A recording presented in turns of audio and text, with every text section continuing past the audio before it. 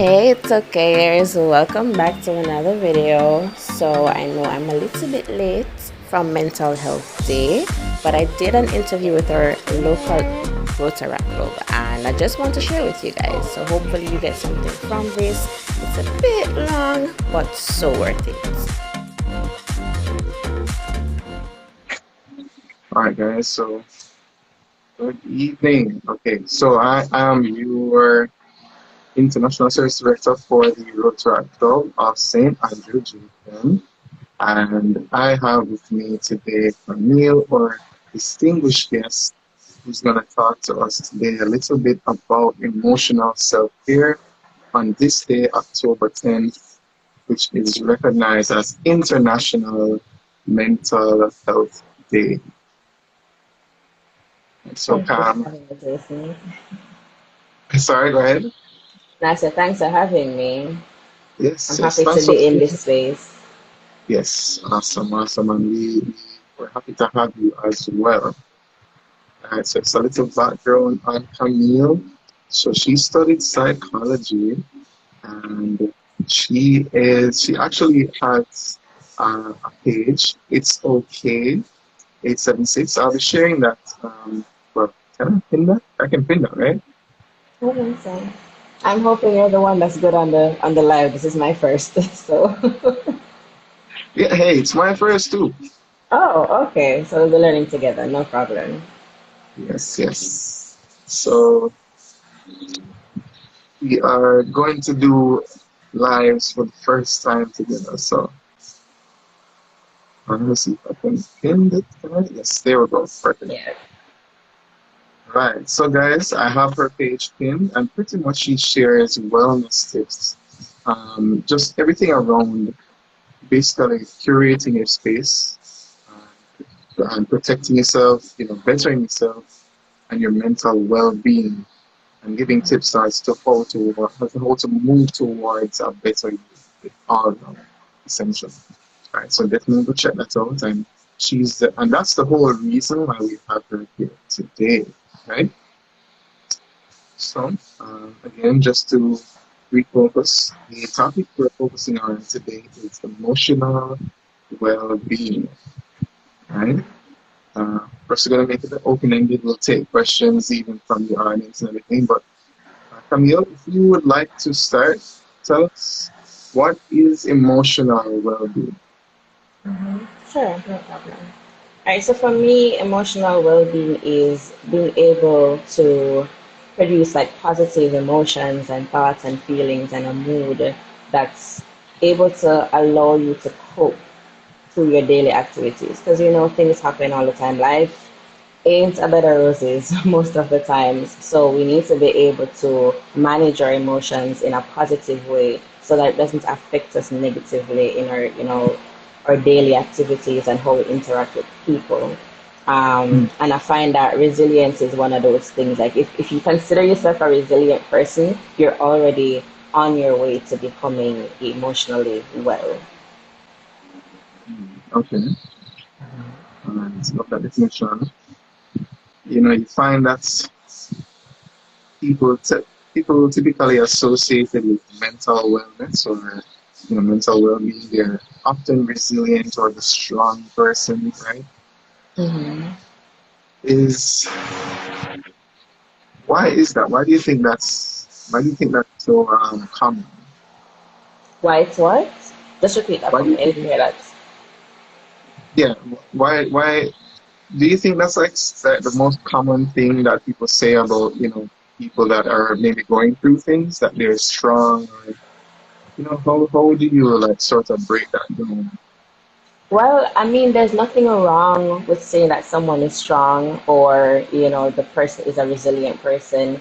Strength comes in many different ways. And for me, you might look at somebody and see them cry all the time and think that person is not strong when they truly are. I feel like once you make the decision to get up every day and do the things that you need to do each day, you are strong. Strong doesn't mean that I don't break. It means I will continuously bend, and there are days when I will break, but I'm able to mend in some ways. Strong mm, doesn't mean I'm mending myself. Sometimes strong means I have a team by my side, a support system that's helping me to get through this. So I I I don't want. This is a very sensitive topic of suicide, but I feel like the only weak people out there are the people that choose death over life. Um, and it does nothing. I don't want to say there's nothing wrong with it. I figured that whatever that person was going through at the time, they probably didn't have that support system, and that's the reason why I said they wouldn't have been able to be strong. On your own, we can't do it. And I'm a Christian, so I believe strongly in having, God by your side and having people around you to help you be strong through things. So not because you're going through something, not because, you have a bad day or you actually have a mental disorder means that you're not strong. The fact that you choose yourself every day and you say, you know what, even though I'm going through this, I need to be strong for myself. That's strength for me, and that's admirable. love that, love that. But that you also included the spiritual aspect to it as well. Of course, everybody has their own beliefs, but Oh, I think right. it's a very important thing to, include as well. Yeah, man, you Okay. have to have something to lean on. If it's Yeah. not, Jehovah God that we believe in, it has to be Allah. It has to be something that is bigger than you. Because if we lean Yeah. into just me as a physical being, there's not really much to us. We're just flesh and blood, and we can go in a matter of seconds. So,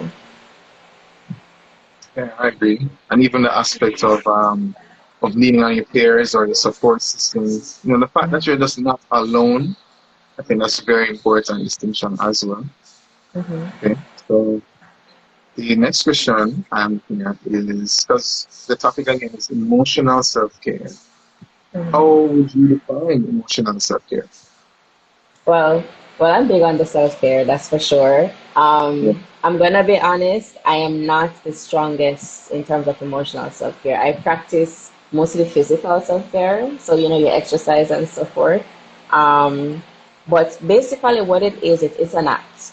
Any form of self-care is an act, and it's emotional self-care is the act of actually focusing on your emotions, paying attention to what you're feeling and being able to manage that well to your benefit for your overall well-being.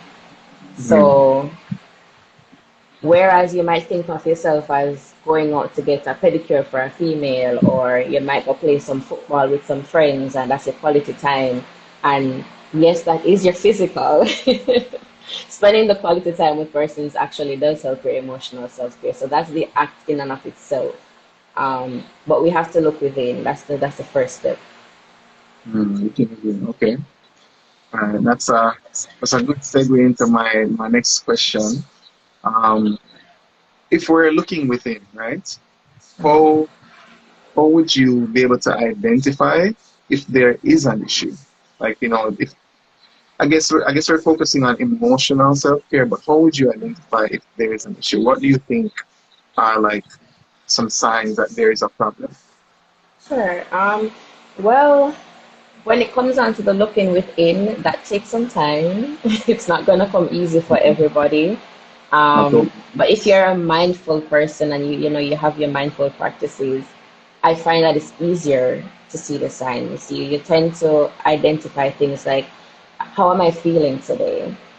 Are there any triggers that are going on today that's allowing me to feel different than my usual, happy self?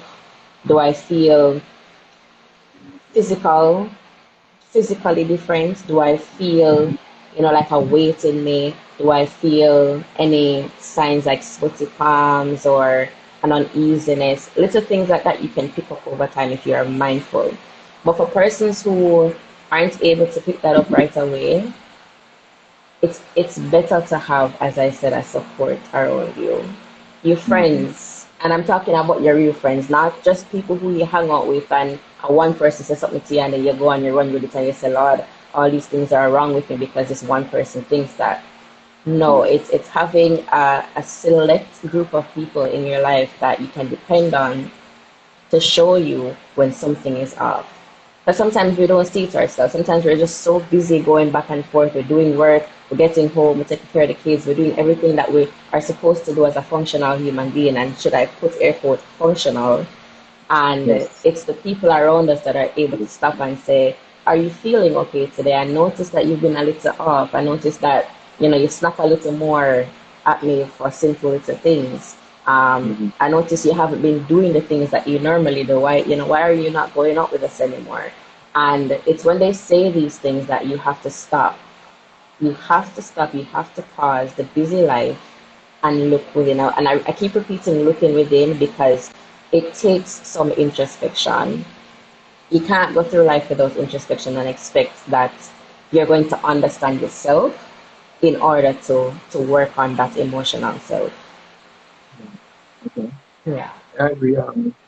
I'm guilty of the always busy or keeping busy, to distract yourself from that. I think a lot of us can relate to that actually. Yeah, But distractions are a thing. It's good to keep yeah. busy. And I mean, some of the distractions are actually coping mechanisms that we use to help us Mm, grow emotionally. But we have to know the difference between the two. When is it that I'm doing all of this just so that I can't, deal with what I'm feeling right now? This is coming up. You ever had a death in the family before? And you feel that yeah. pain and that emptiness and it comes naturally. That's grief. And you're supposed to grieve. But a lot of us feel that little pain or that emptiness and we say, you know what, I can't deal with this right now. I have work in the morning, I have a project due, I have a report due, I have to get the kids ready, and you kind of just keep pushing it down, suppressing it, keeping busy, thinking that, oh, this is me coping, this is me doing the best I can, and maybe that's all you can do. But at some point, you have to face it. And to be honest, I love the fact that we had this as a pandemic because it forced a lot of people to sit and deal with those emotions. It was You're crazy right. at first, and sadly, some of the situations that we're in aren't the ideal to deal with those things. But for a lot Mhm. of us, I feel like it forced us to stop, even Yes, when we didn't want to. agreed. It forced a lot of us to slow down and break our regular routines. And I know a lot of people found themselves like exercising, just doing things that they wouldn't normally do, right? And Yeah. they spent this time in traffic and busy and this hustle and bustle, and they slow down. And they said they were forced to just stop. So Hmm. something must have happened there, some sort of shift, or you see people sharing their feelings of, boy, if I didn't have this pandemic, I wouldn't realize how broken I am, or I wouldn't have gotten the chance to stop and repair myself. Yeah, to be surprised how many. Exactly, exactly. Yeah, so it's something that I think was welcomed by most people, for sure. Hmm. Right? Okay, so we move from recognizing the issue, right? Whether it's by ourselves through introspection or with our support system or friends or family. How do we move to correcting now? Like where does, I guess, therapy and stuff like that, how does that all coming into helping us to overcome?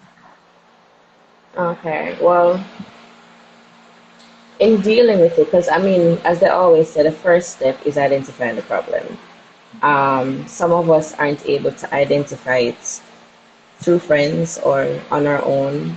Sometimes it's the doctors that say this is what you're experiencing. Because one thing we need to know about emotional wellness is it trickles over into your physical.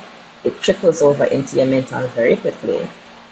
And before you know it, you're starting to experience symptoms that you really just can't explain the cause of it.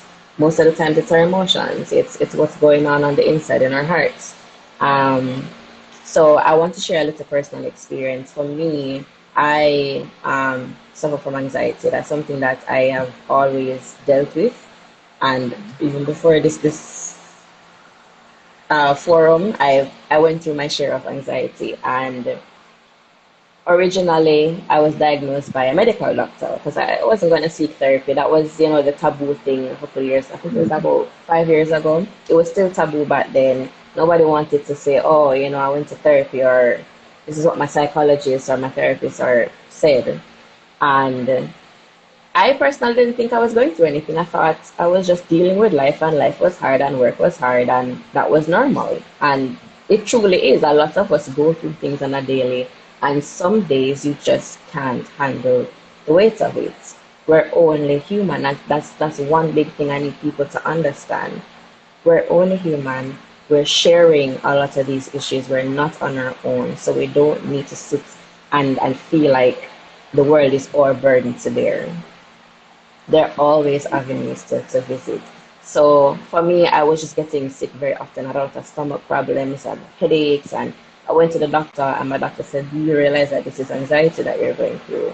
What's going on at work?" And I started telling him. And he said to me that he didn't want to put me on medication because he feels that there's another way for me to resolve it. But as I said, I refused to go to therapy. So he said to me that he was going to give me a low dose of something. Can I remember the name of the medication? No. But he gave me a low dose of something just for a short period of time. I think it was a month's supply. And he said that this is it. This is just to take you over the hurdle. It's not Yeah. that I want it to, and I didn't get addicted to it. So that's one of the taboos that's there for medication. That if you take it, the side effects are going to be even more depression. You're going to get addicted to this, and you can't come off it, or you can't live without it. But that wasn't the case. The case was I was faced with a circumstance, and I needed to get over it. And where I was at that point in time, I wasn't a Christian. I didn't really have the support that I needed, or I didn't ask for it. Because let's be real, sometimes we need the support is there, but we just don't ask for the help. So Or I we don't didn't want think to that we ask, need help, yeah, or we or we think we don't refuse the need help. it. Mm-hmm. Exactly. So at that time, I didn't want to go to therapy. I didn't want to tell my parents what was going on. I just wanted things to go back to normal. And I took the month to apply. And throughout that month is when I just kind of tried to apply as many like daily techniques as I could to get me through that hurdle. And by the time the month was done, I was fine. I didn't need to stay on the medication, and I chose not to. So a lot of the times it's just that you're going through something. Every single person, yes, I can say that every single person has gone through some amount of anxiety, some amount of depression, some amount of grief, some amount of PTSD, something mentally and emotionally that affected you. Some people it's just for a few weeks. Some people it's just for a day. Like, you have a big presentation, you got very anxious, and that's it for you. Some people live with it for years. So the whole point of the emotional well-being is trying to find the best way possible for you to be able to cope on a daily. And it's not going to be linear because even to this day, as I said, I still haven't figured out the emotional aspect. I figured out the physical, and it helped me sometime with the mental, but emotions are fickle. They come and they go, and the feelings, they're wild sometimes. And if you're like an empath, you feed off of people's emotions. So one day you get up, you good. Before you know it, you're depressed because you experienced someone else's loss.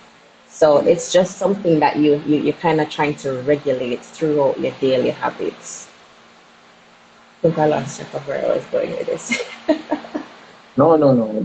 It's that was perfect. I don't know. Oh, we were Thanks talking for about sharing. therapy. Yeah, yeah, yeah. Right. No, Yeah, but we were talking you about shared your therapy. experience. You So shared your eventually, experience. after medication, I thought I was better, and the truth is, I wasn't because that was just to take me over that hurdle. Little did I know that years later, something else is going to come up, and the truth is, therapy kind of just helps you get to the meat of the matter. So, resolving an issue here for a specific cause of like a trigger or whatever is happening is fine, but you can't keep reliving the triggers and keep going through the same cycle. There has to be the root of the problem that is dealt with, and I think that is what therapy gets to. So therapy is not about going to somebody for them to tell you about your problems and tell you what to do. Really and truly, it's the chance for you to do your introspection with the assistance of a professional. That's what I noticed. So Mm. yeah, I went to therapy, and yeah, it's helped. And now that I don't need it, I still go because it's a good avenue to let off steam, especially if you don't have a support system. I think you need therapy. If you have a Mm. support system that is unbiased, because your friends can listen, your husband and your wife and everybody can listen, but there's usually some amount of bias attached to the people that are closest to you. When you go to a therapist, you get that non-judgmental, clear, professional advice, and it's usually their way of getting you to resolve your problem, for you to bring out what it is that's really down there that you know it's there, but you just don't want to deal with it. So for me, it's a huge, huge, huge thing in the self-care process. I think it's Alright. necessary for everybody to get therapy at some point. Extremely important. Alright. I'm guilty of feeling like that, so of not going to therapy. A lot It's of men are. inside. Ah, yes, yes, yes. I think it's I don't want to say it's a guy thing, but I think less men are willing to go Mhm. to therapy. Oh yeah, So that's so true. And I want to get your perspective on this. Why is that? What is the fear behind it? Because the thing is, first time them would have say if you go therapy, you're crazy. No, that stigma is not as it's going away. strict. Yeah. Mhm. And for me, I'd rather a male tell me that, I went to therapy for this and I know it has been resolved, than you enter into relationships with people and then you end up with a head case. So it's better you go to therapy and not be a mental case than you come to me as a mental case and then we have this whole mess to sort out. That's how I see it. Because we're Yes. all mental cases at the end of the day. Whether you need it, whether you think you need therapy or not, we all have things dealing with. We all Here, have here, things to here. improve on. So I don't want nobody say, oh, that person has a bipolar disorder, this person have anxiety, so therefore she's crazy and she needs to go therapy. If you never go therapy, you're crazy. That's how I see it. Can we co-sign that audience? Is that true? Is that See, I, true? I got the I concur. Yes, I got it. Yeah, man, it's true. Come on, I have to agree. To answer your question though briefly, I I can't. I mean, obviously I can't speak for all men, but Mhm. in my experience, I've been meaning to go back because I actually started therapy when my mother passed. My I love mother that. had passed. Yeah, my mother had passed some time ago, a really long time ago actually. Well, it feels like a long time ago, 15 years ago. It's literally half of my life. So I started to go because around that time I was more or less just not there. I was not present for maybe 3 years, I would say. There's a lot of blank spots there. And obviously, my mom was maybe the closest person to, well, she was the closest person to me, most influential, positive person to me. And so I started to go. I went to maybe 3 sessions. And I suppose because I literally couldn't process anything, I just stopped. Since then, however, I do owe it to myself to go back. I can say that I have developed maybe a lot of emotional intelligence since then, but this is all self-assessed stuff. So definitely, with the definition that you gave, as a matter of fact, a chance for you to do some introspection with the help of an unbiased professional. I think that is something that's excellent to say, and I think that is something that everybody needs to sort of take away from this. Is that therapy, even myself, thank you very much for the condolences. Um, that therapy is really that chance. So I will walk away from this remembering that, and I do need to go myself. But I think for men, again, just to not go too far into it, but the Jamaican man, the one who's supposed to be tough and you're supposed to ball and you know, dropping a handness. I want you, man, brush off that. There's a lot of stigma, and even though it's going away as we get older and more aware and emotionally intelligent ourselves as young men or as adults, there is still something there. And again, I think it's going away, but that sort of, I don't know, that thing where you just have to be tough. I think a lot of it is still there in a lot of us. So that's my take. Yeah. That's gonna take some time because I know that's a generational thing, from way back in slavery till now. It's just sad for me to see it because a lot of our men are broken. Just from that Yes. alone, they're having to be tough, and that's just a recipe for disaster in your Yes. own life. Not just even how you react with other people, but how you see yourself as a man. What do you define as a man? That's a whole other topic. But I'm hoping this is Yes. something that can go away pretty soon because men, a man shouldn't have to go through that. Whereas the female can just step up herself and ball and say, I'm mega therapy because we need this. We all owe it to ourselves to take care of ourselves, whichever way possible. I mean, if you want to go as a man and don't tell nobody, then start off with that. Who's gonna know but you and the therapist and maybe your girlfriend or maybe your parents. If you wanna do it in Yeah. secret, I say do it in secret for now, but it has to be done if you know you have something dealing with, because why you think you have so much violence? Why you think you have so many men killing Mm-hmm. their own families, then kill themselves? You see these situations and you just know it all stems from that generational thing. I have to hold it in, I have to be tough. I can't talk to nobody because if I talk to nobody, I'm gonna be seen in this way. And then it's also our public responsibility and as females to make you feel comfortable in being vulnerable in ways like that. We're not supposed to be bashing you because you're grieving the loss of your mom. No, that's normal behavior. And if I'm going to bash you for that, then you're gonna hold that in, walk with that for years, and eventually it's gonna come out in Exactly. a not so And healthy that's how you way. perpetuate the cycle. Yeah. Mm. It's a collective effort and we all need to do it. It's not just about me choosing and you choosing. We all need to do it. Wholeheartedly agree. Wholeheartedly agree, Cam. Yeah, and I think that is something again that everybody needs to take from this. That you know, therapy is a chance. Again, this definition is just so perfect. A chance for you to do your introspection with the help of an unbiased professional. I think that is so. That's a perfect little quote there that we can all take from it. Um, okay, so we sort of answered this next one, but you know, how does it, of course, affect our relationships or friendships? How does not being emotionally well affect those things? Ah, so many ways. Um, So many ways. I'm gonna draw off another personal experience. For me, mm, I think my biggest issue when it comes down to emotional stability and well-being is whenever I'm going through the waves, whenever I'm experiencing my own emotions, I tend to take a step back from my friends. For some people this is the healthy thing to do depending on your group, your circle.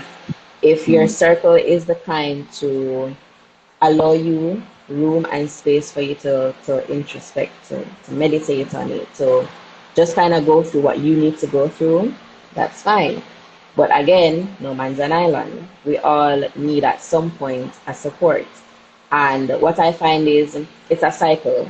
So I'm feeling this way about something, everything is going bad. I don't want to talk to nobody. Could be two reasons. One, for me, it's because I don't want to lash out at anybody. I kind of just want to keep everybody in a safe little box away from the ugliness of what is me. But in all truth, they need to see that and accept that if they're going to be your friends, and in turn be able to offer that support to you. Now, if you have friends that can't do that, hmm, let me just leave it at that. question is, The question is there. You need a support system. Your friends aren't there to just go out and party with and buy birthday gifts. You need to be able to sit with them in the ugliness, yours yes, and theirs, and be able to assist each other. If it's even just to be a listener, be a listening ear. If it's to try and find a way to source help for them, you can do that. Because not everybody's going to be able to sit down and tell you how to solve your problem. And sometimes you don't even want nobody to tell you that. When you're dealing with this stuff, the last thing you want is your friend who don't know nothing but tell you, say, this is what you need to do. especially Right. if you tried that and you tried so many things and nothing works. Hence, as I said, you need the professionalism in place to get that done. Um, Mhm. so it can get messy when the emotions come up because you can decide to shun them and then they feel away. No Jamaican term for feel away. Um, it could be that they're trying to help you and you decide that you're just gonna lock off yourself, then they're gonna think either they did something bad, or you don't want them in your life, or that you don't value them as friends and what they have to offer you. And sometimes it's something good, sometimes it's not much. But you have to think about how, when you're going through your thing, how it affects the people that are close to you too. Because what you don't want is, okay, I need space, and I always need space, and I'm dealing with this, and then when I come out of it, there's no friend to be found. Right, right, right. Yeah, so It's in a sense, they have to also be able to recognize what you're going through and give you mhm. just the right amount of space. But there has to be a balance with keeping Yeah, support absolutely. close as well as finding space for yourself. Has to be a balance. It can't be one or the other. Um, but it can affect a relationship in so many ways. For me, I'm a snapper. When I'm going through things, I will just attack, attack, attack, attack. So that's why I tend to be like, you know what, I probably just need some space to Back on. myself.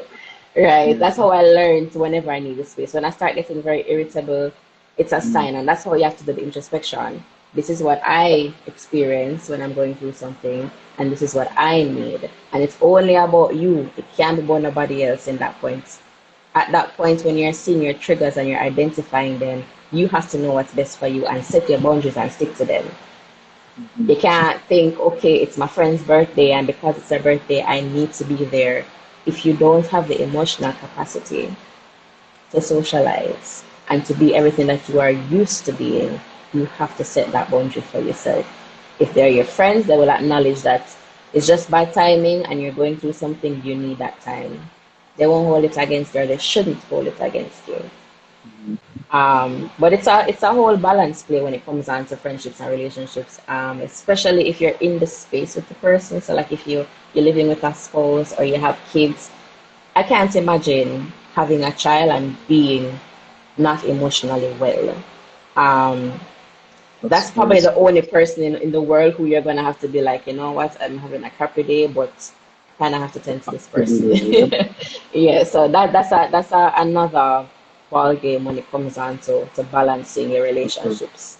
But you have to find a way to do the balance. If it means that you come home, you help them with the homework, you give them the little time that they need, and then you spend 1 hour before bed to yourself, you have to find what works for you. There's no set thing for everybody.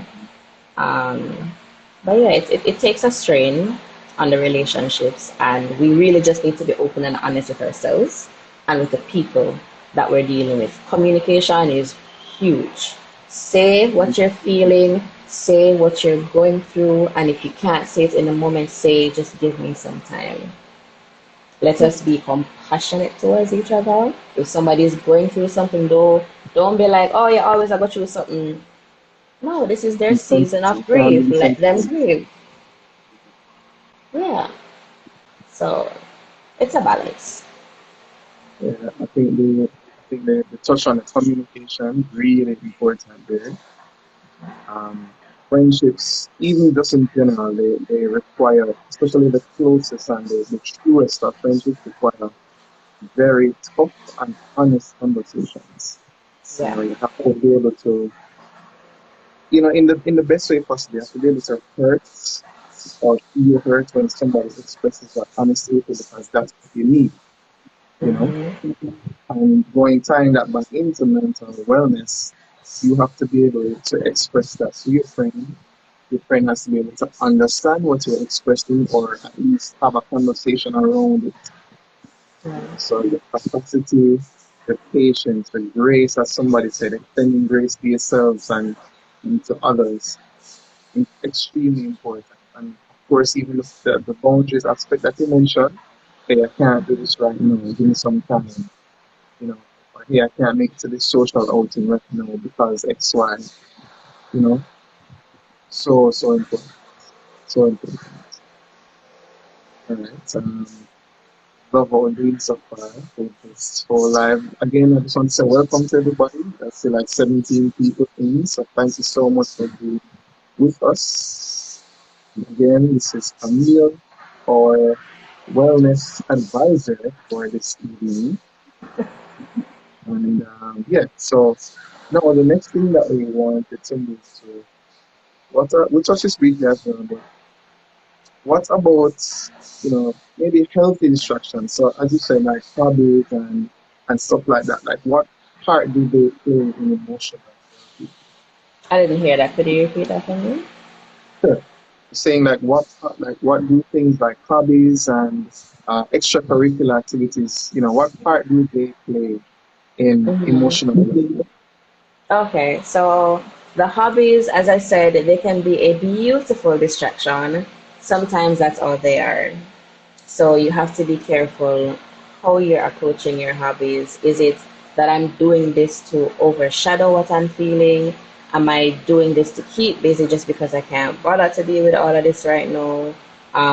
Or is this actually like a healthy avenue for me to move on? So we know there's no time for grieving and there's no time to resolve trauma.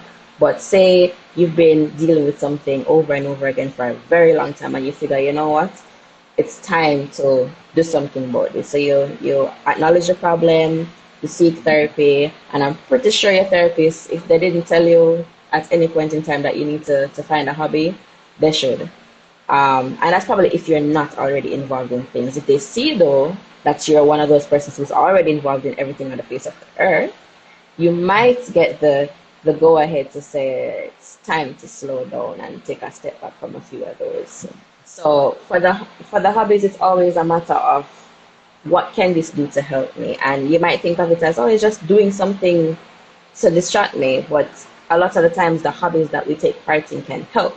And what I mean is this: for your physical hobbies, they release endorphins. Whether you're going to the gym, whether you're dancing, whether you're cycling or running or walking, any form of physical activity is going to reduce, sorry, is going to induce endorphins in your body, and that makes you feel good. Perfect example, I was feeling anxious a couple hours ago. I finished work and I felt like I wasn't prepared for this yet. And the thoughts started coming, and that's the thing with emotions, the thoughts and the emotions work in one big ball. The emotions come just like that, but they start here. The thought came in and it sat there and it molded its own view on something. It got bigger, and before you know it, you're anxious. Before you know it, you're depressed about something, and you don't think that you were even thinking about a particular thing, but you were. You have those subconscious thoughts that sit there and they just keep going and going and going, and before you know it, you're in a bad mood, like a really, really, really bad mood. So That's cool for this before topic. I, yeah, before I got there, I say, you know what? Today is not the day for the anxiety. It's been a while. Get up. And I just decided to do a workout. I was there for an hour. I lifted some weights, I danced, and it was good.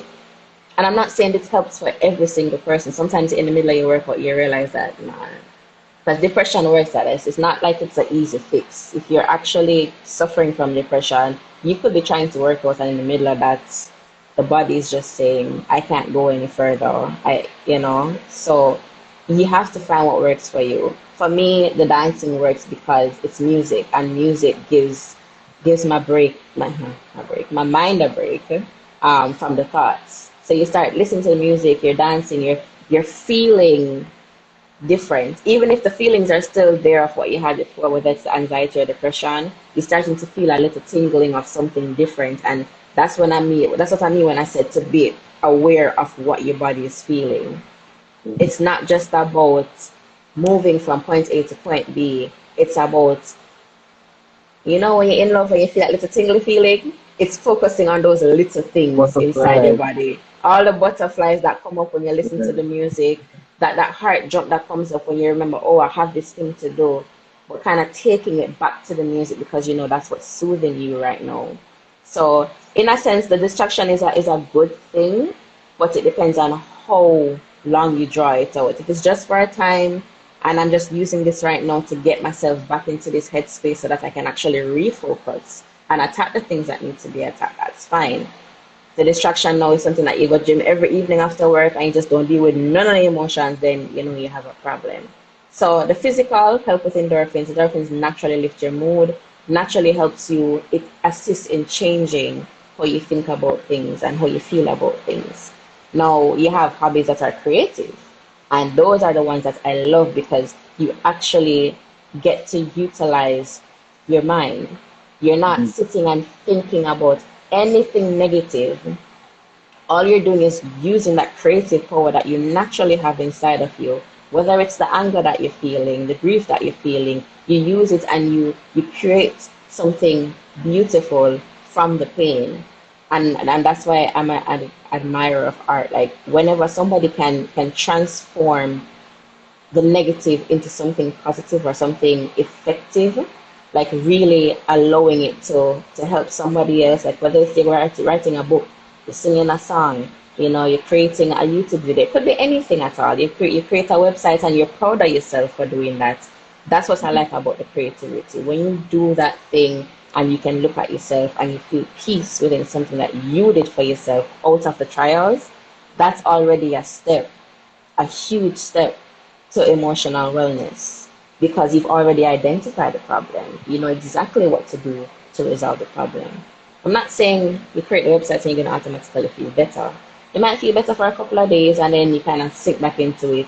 But those are the healthy avenues, you know, for helping with that. The hobbies that really help.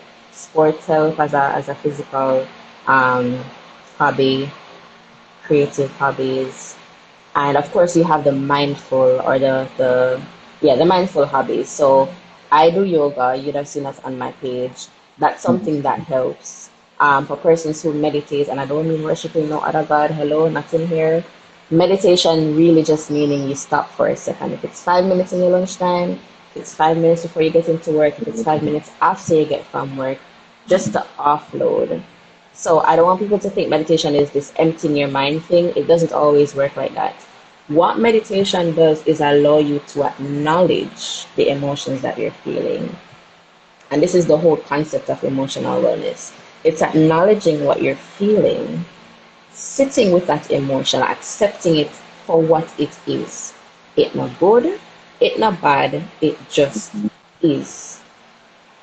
And for me, that's when meditation helps. It's when I can sit and I close my eyes just to block out whatever is around me. I put in some music in my ears if needs be, and I'm just listening to my breathing. The breathing relaxes me. And before you know it, something is popping up to say you have this to do. This happened to you. Why are we sitting here wasting time? And it's not to try and force them down, but just allow them to pass. So the best meditation class I ever went, and I have to share this with you guys, is Mhm. to view your thoughts as pictures passing by. So it's not a thought that passes and you stop it and you open it up like a big screen. Like when you reach TikTok and you just can't help but scroll and stuff, you're not Mhm. picking it up and you're not opening it up to watch that trauma happen all over again, to watch the event that's supposed to happen tomorrow that you're so anxious about and you don't even know how it's going to play out, but you're anxious about it. No. See it, let it flow past you. Okay. Another one comes up, Yeah. see it, let it float past you. Acknowledge them as they are and let them go. Mm. It don't make sense to hold on to it in that moment when you're trying to be present. The past no matter, the future no matter. You're stopping right now to help you, and that's what you need to focus on. Sometimes it helps to visualize something that you like. It could have been food for all I care, whatever works for you. So those are some other hobbies that I personally utilize to help me with my emotional wellness. There are so many more. I mean, you can literally Google it and you find it. I do have a blog post. Yes, I have to promote myself. I'm a Jamaican. I do have a blog and I have a couple posts and things that you can do in your spare time. And some of those are actually, you know, mental wellness habits that help you. When it comes on to the emotions, as I said, it's basically just mental wellness, except you're Mhm. focusing on what I'm feeling. So it's not what's up here and what happened to me, it's what am I feeling? Can I allow me to feel this. It's heavy, it's hot, you're fat, but never sit down with it. Allow yourself to feel. Yeah. So hobbies are amazing. Trust me. Do 50 of them. Just not all at once and not for the wrong reason. Not for the wrong reason. Very important. So, guys, a reminder, just helping the plug here. Just check that pin tweet right there. That's her page. It's okay 876. And of course, she'll have, many tips and her blog posts in there, I'm sure. So check that out, guys. And okay, so we have hobbies. We covered hobbies. Excellent input there again. So Cam, how do you? Hold on. Jean Elizabeth II, Anya, she just said, I wonder if sleep counts as a hobby because my sleep. My sleep was every problem. No, Miss Jean, sleeping is not a hobby. That's one of the distractions. Yes, you Yes. need to rest, and thank you for bringing that up. Rest is important for your emotional wellness. And I'm not gonna lie, sometimes when you're really at your worst, like if the grief is just so heavy and Mm, life is just so heavy, I am a proud advocate of taking a nap. It has proven to help. But you can't sleep out your life. You can't sleep your life away. You gotta wake up, wake up. And this I is mean that in something every sense. mm, very well said. Very well said. All right. Okay, Cam. So you acknowledged a lot in terms of what self-care is and the solutions, the therapy, of course, integrating our relationships and our friendships in some sort of way and hobbies. How how do you think we can track our progress? Tracking your progress. I Mhm. see Atilen just says, have you covered journaling? Sorry, I joined late. And that was my next point, actually, You based on thought that about right question. into it. Journaling is my favorite, my absolute favorite way of tracking my progress. Mm-hmm. Um, so, you have just regular journaling where you have a book and you write down your thoughts. So, brain dumping is one thing that helps with regulating what you're feeling. So, if you really don't have a support group or your therapist not available right now because you call her 24/7 with every problem, you can have a journal and you write it all down. Writing is just as expressive as crying or just screaming or shouting to somebody like this is what I'm going through. The book can't answer back, but it does create some space up here to process what is going on. When you have it down on paper, just like your vision and your yearly resolutions, it's pretty much the same thing. Having it down on paper kind of puts it into perspective. You can take a look at it and say, okay, this is what I'm going through. And if you journal often enough, you'll realize I wrote about this before. Why am I still going through this? Maybe you can even include pointers in your journal entries to say, what is it that I need to put in place? So what I love about like I'm a stationary and organized freak. So what I love about the journals that we have nowadays is you have sections in them. You have those journals that are reflective journals, and those are good for tracking progress. Um, they'll have sections that will ask you specific things to write down, and you can look back for like the week, or you might have like a reflection for the week situation, and you kind of just put everything down there. You can look back, you can see what was going on back then, if you've actually improved from then to now. I will always go back to this. Introspection is the key though, because you'll never be able to tell if you're changing if you don't reflect. Mm-hmm. There's no possible way than to reflect on where I'm coming from, where I am at now. How did I behave the last time, a situation like this presented itself? That's how I track to see that, emotionally I'm growing. Last week I would have probably blown off your head for something stupid.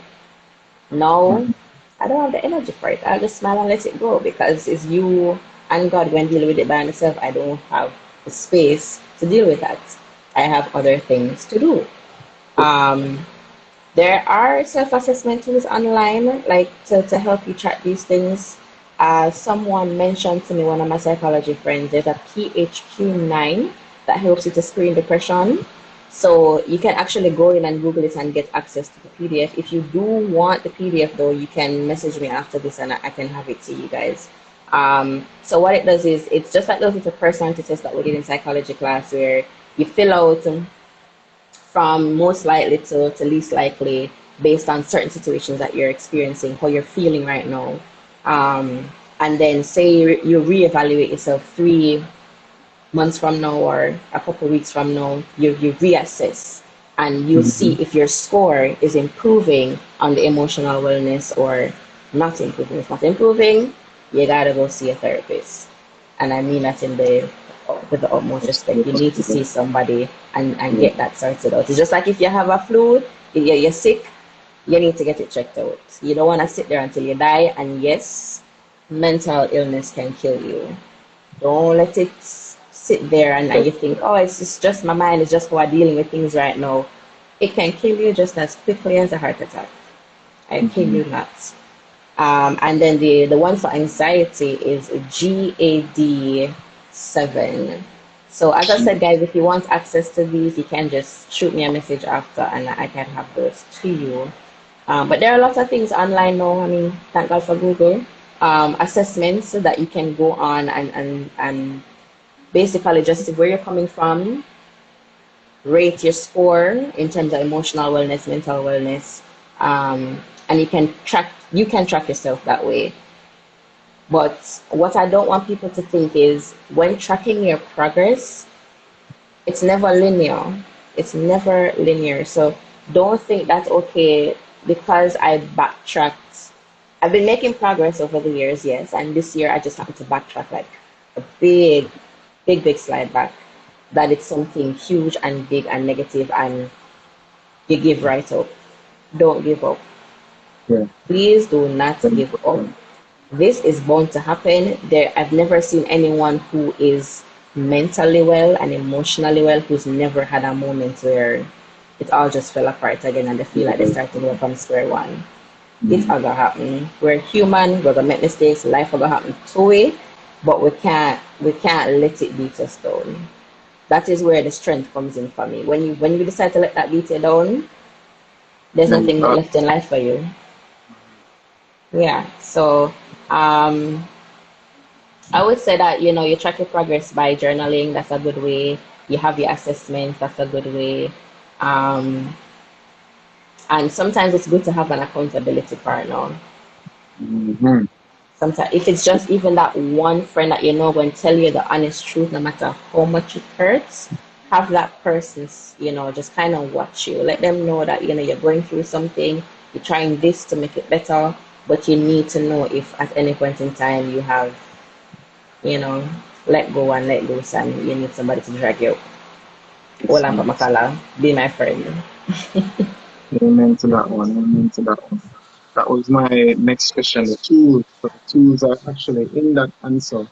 In terms of tracking the progress, you track the progress using the tools of journaling, of Yeah, doing personal tests, reminding yourself that things are not linear, and having depends on the case. You have an accountability partner, that special friend, or that parent, whoever it might be, that is real and true and honest with you and will stick and stand by you, you know, and and not to enable you, but will tell you sometimes, hey, you can't do this. This is not good for you. This is my honest opinion. You can do this instead, etc. yeah. We have a question. Oh, sorry, can looks like you're going to say something. No, I don't remember what I was gonna say, to be honest. Go ahead. All right. So well, just looking at the comments, ATILN says healing and growth are never linear, which we agree to, of course. And AP, of course, accountability partner does help. Thank you for that, Jay. We agree to. Max Jones at what is the worst outcome for mental health? Trying to understand what you mean, Maxine. If it's If it's mental ill health, the worst illness, outcome, as I said, could actually be, well, it ranges. I don't think there's a worse. I think there's a worse situation for each person. Mm. So if your biggest I fear put is it to being the homeless like condition. myself, then that's definitely my worst outcome for ill health. It could be death.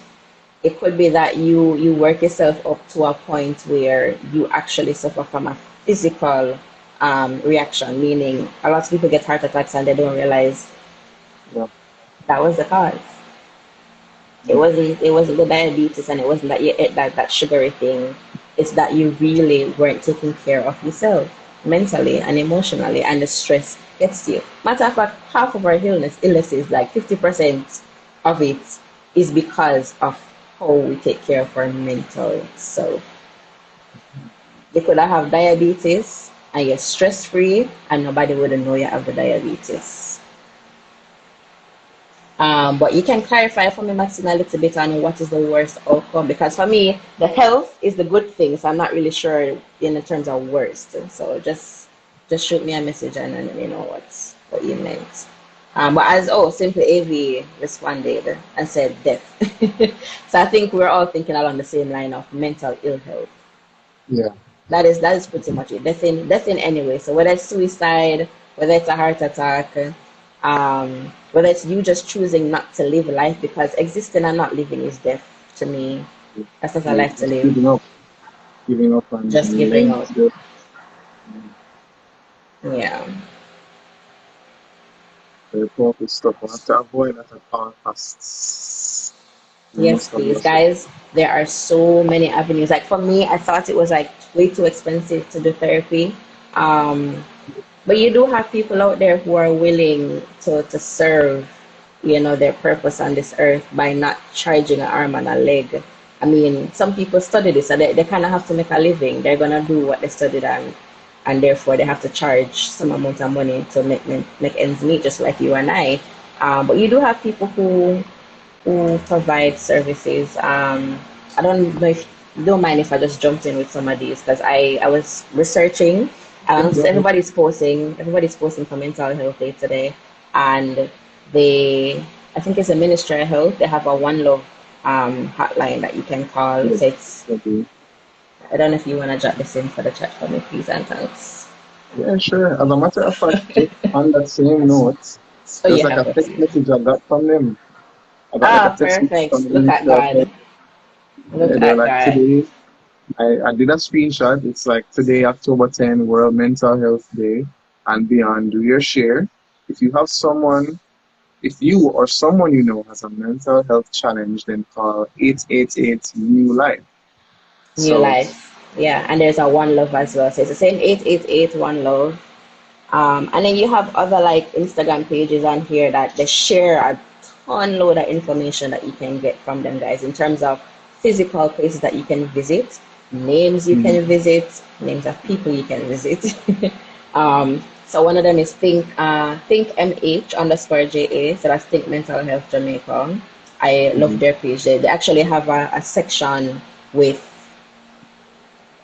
like pages and pages of contact people. So if it means that you can't afford like a psychologist and you just need a hotline, you can try one of the 888 lines.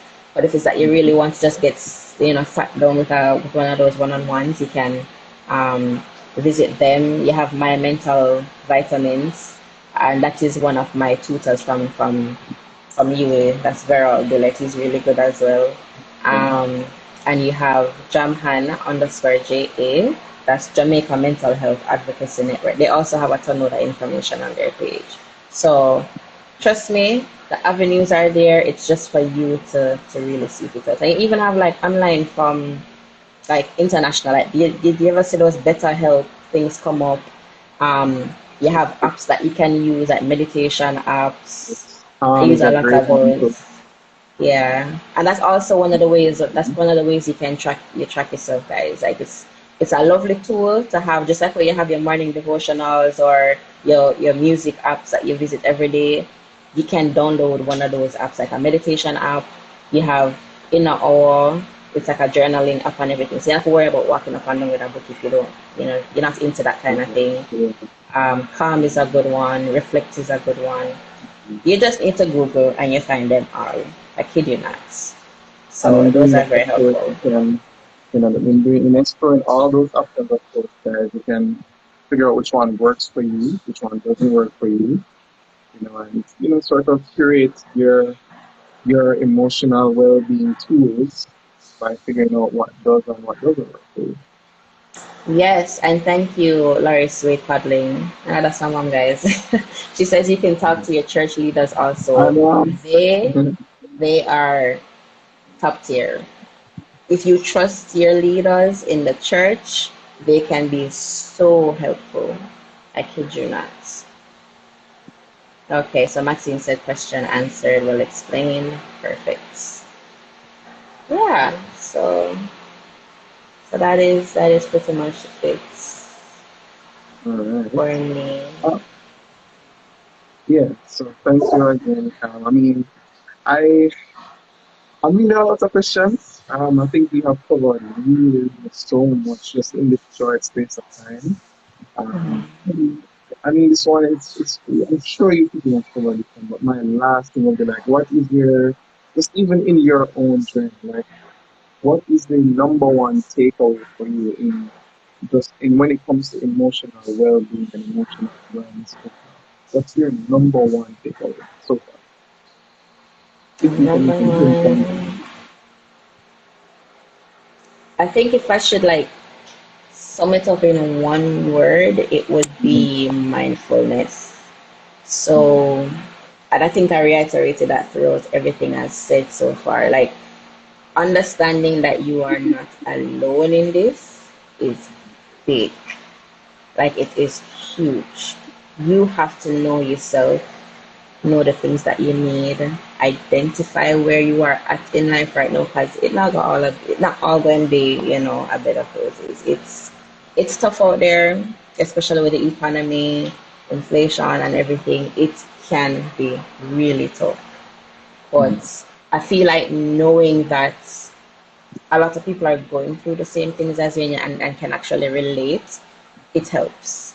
The biggest thing about most mental illnesses is feeling alone. I think that's the center of what all of it comes down to.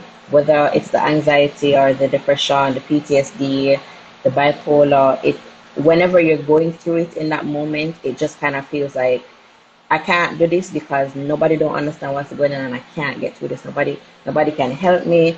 Nobody can tell me what to do. Nobody's feeling what I'm feeling, and you have no idea that probably 10 out of how many persons you meet for the day are actually feeling the Same exact things. same way as Yeah. you. The Mhm. sad thing is, it's not everybody you can talk to, but at least you can relate to them. And once you find the avenues for the persons that you can talk to, then you realize it, that I can talk freely about this. Find your, for me, my logo is It's Okay, and I focus a lot on creating your safe space. That's my, what you call it, like a first something there? Slogan, right? The word Ah, slipped me. okay. So that's my slogan, creating your safe space. For me, you have to find your safe space. Find your community, the people that you can be vulnerable with, and you realize Sure. it's not all that bad. You have people you can relate to. So mindfulness, acknowledging, all your emotions have a purpose.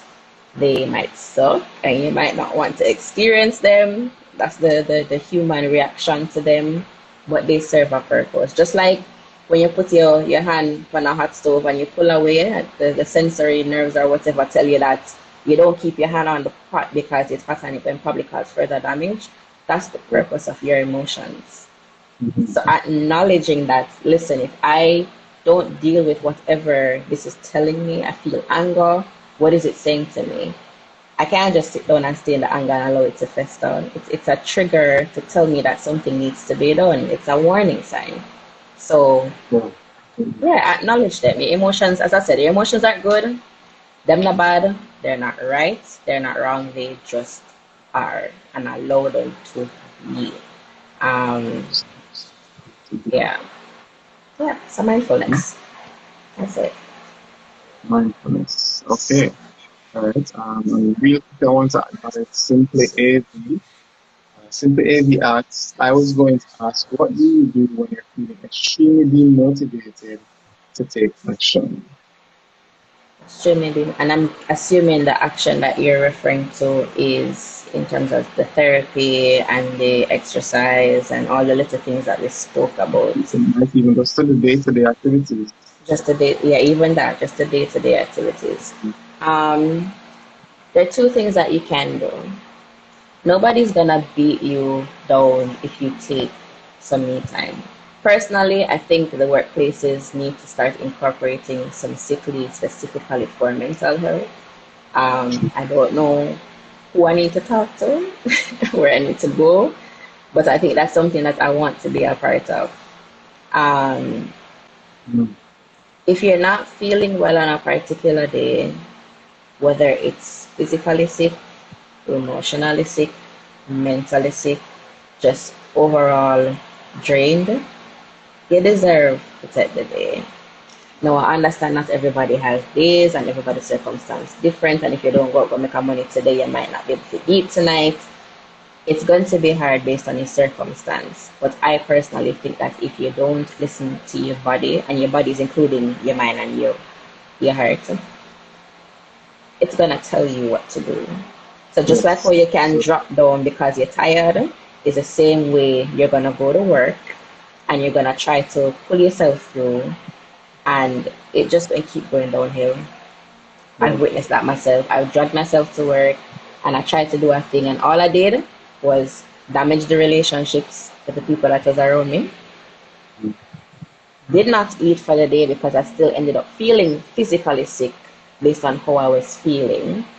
Barely got any work done, so right away that's damaging how I perform at work. And at the end of the day, I come home and I still feel the same way. And if they drop down, then they replace me, and they will replace you too. That thing Mm. about not being able to, where it go, pour from an empty cup, don't pour from an empty cup. If you do not have the drive, the motivation to get up and do what you need to do, pick your day, Mhm. stop and rest. I think somebody said it earlier about the resting. It's necessary. Um, if you mean taking action now in terms of if you don't have the motivation to seek help for yourself, my dear, shoot me a message. I will pray for you. And I don't mean that in the sense of I'm gonna pray for you and then left it at that. I Yeah. honestly think that you're Actually, not, if you're yeah. not able to do it for yourself, somebody has to do it for you. And that is why I preach about the community. I'm a loner and I've seen where if I decide to just take it into my own hands and do it myself, on the days when I get like that where I just don't have the motivation, there's no way out. Nobody's gonna see you and know that you're going through something to do something about it. Right. Thankfully, I have friends that will, if I don't message them at a certain time frame, them will reach out to me, check in on me. I have my parents who they know what's going on with me. And sometimes you don't have it. As myself, we're only human, and that is the honest truth. Some days you just don't have it, and somebody else have it for you. So Right. I'm praying that you do have at least one person in that corner of yours or that support system of yours to help you through that. Um, I don't think To there was add, any other. Go ahead. yeah, to add to that, a lot of persons, a couple persons in the chat, of course, back coming in and said, take that mental health day if you can't go through that day right now. You have sick days, even if you take an unpaid day. Of course, depending on the situation, use that day, take that day that you need, and rest because you do need rest sometimes. And if you can have that accountability partner, and an accountability partner doesn't mean one that's going to, drag you up and, all right, go do this. And no, it could just be somebody that is going to help you or knows how to help you when you're in that slump. Whether it's by stopping by and reading a passage to you, reminding you of the reasons why you do this, or here, Amen you to know, that.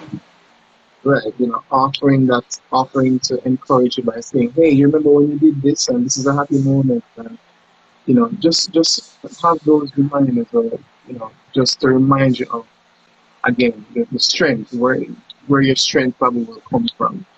All of that factors into an accountability plan as well. So, Mhm. if you have that person, lean on that person. If it's even somebody that's still listen to you and say nothing, see if you can really find that person because it helps us, acknowledge it as well, and just definitely after acknowledging, of course, as Pam said, let the emotions be and try to just go through it. Yeah.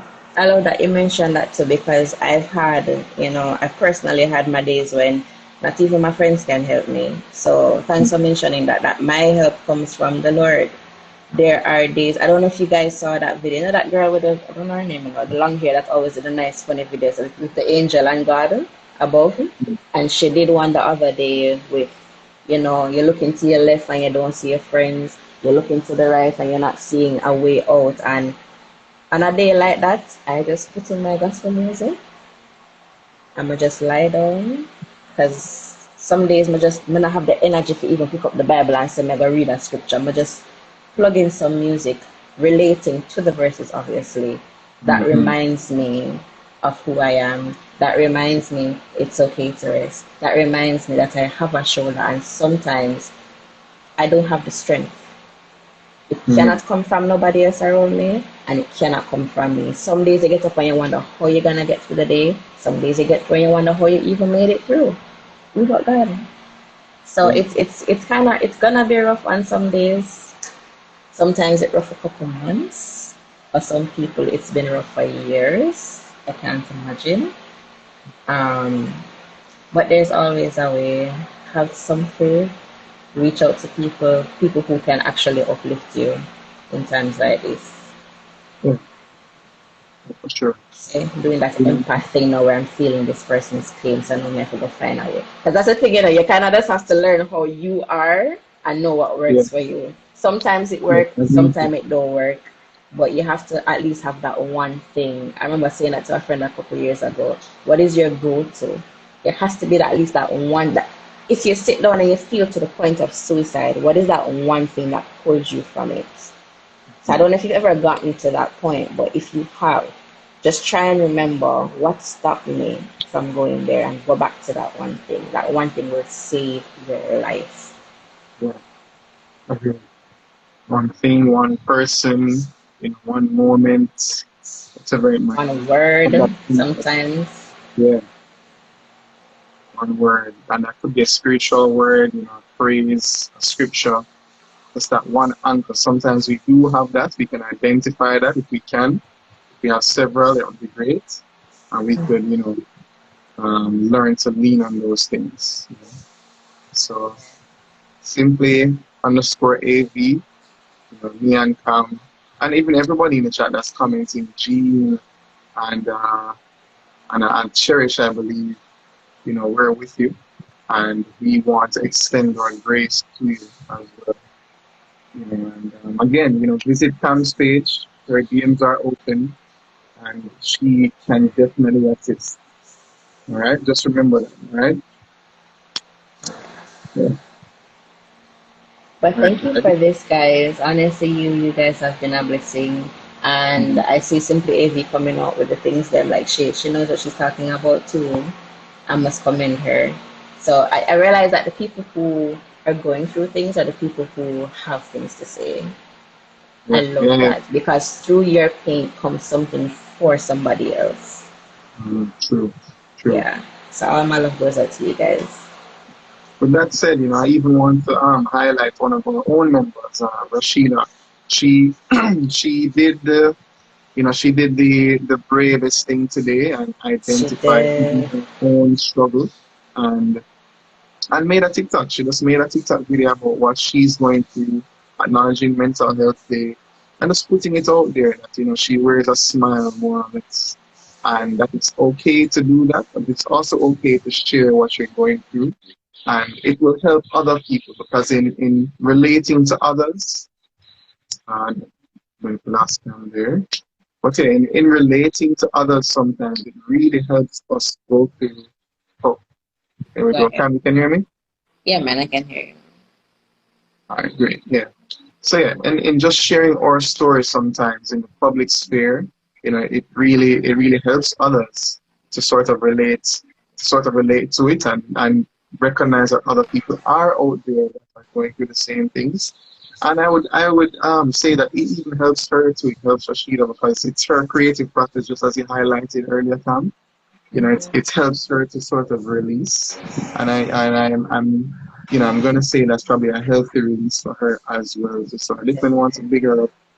And hey guys, go to the page and check it out. And she did a reel, reposted the reel there, so check it out too. You might get a nice word of encouragement from that, and a little motivation there too. So check it out, guys. And again, I want you guys to remember that Cam's page is pinned. It's okay 876. Of course, you can DM her. She literally opens up herself, to receiving those words. I know that must be in of itself a challenge, but I feel like yes, it's my purpose. It through our pain we help others, and through helping others we heal. So I don't know where that come from. absolutely, It it's just come a while commendable. ago.